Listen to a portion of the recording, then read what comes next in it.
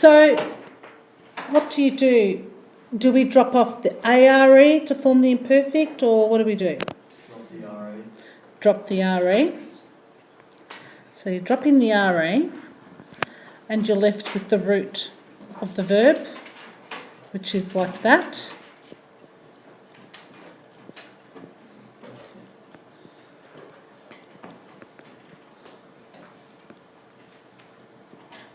Have I jumped too many? No? I should really put the pronouns. So you've got io, tu, lui, lei, noi, voi, and loro. So what are the endings now that we've got that done? What do pink? Here we go. What are the endings? Vo. Yep. Yep. Vamo. Then. Yep. Then.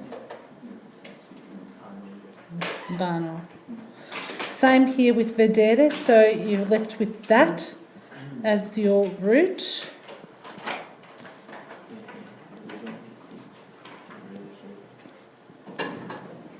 And it's exactly the same endings. Vo, vi, va, vamo, vate, and vano. And here as well, the root is dormi. Can you see that? Do you want me to turn off the light? Yes, please. Can someone... Oh, all right, thank you, Michaela.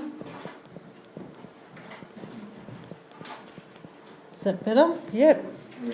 And you've got your endings vo, vi, va, vamo, vate, vano. Right, it's all good and well having done that as your revision. What do these mean? What do they stand for in a nutshell? I used to do. Yeah, so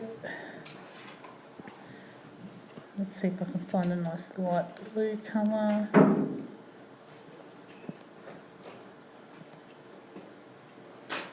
That will do. Why isn't it coming up? Anyway, oh yeah, there it is. All right, so it stands for, whoops, used to, or was or were plus ing verb. So an example would be parlavo can mean I used to speak, but it can also mean I was speaking. It just depends on the context. So for example, if it's I used to speak, so for example, as a child, I used to speak French, okay? But if I ask you, what were you doing this afternoon? I was speaking to the teacher. Do you understand? The other thing you have to know, what is the difference between I spoke and I was speaking, or I used to speak? Because remember, what's the I spoke?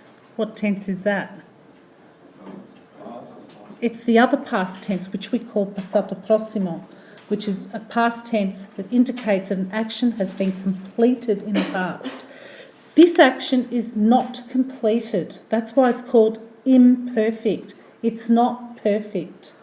It doesn't tell you that the action actually ended. It's ongoing. It's an ongoing past action. So I was speaking does not indicate that the action actually ended, but I spoke does. I spoke means that the action was started and it actually ended, but not I was speaking. Do you understand the difference?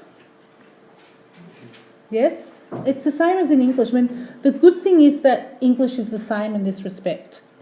Okay? You just have to remember the difference between the two tenses in Italian. So conjugating it, like we've done here, you know, that's fine. Remembering, it's only one lot of endings that you have to remember. You're just chopping off the RE from the infinitive. You've got your root. And then you add exactly the same ending. So in that respect, it's easy. All right? Let's see, do we remember the irregular verbs? Now, were there many irregular verbs in this tense? No.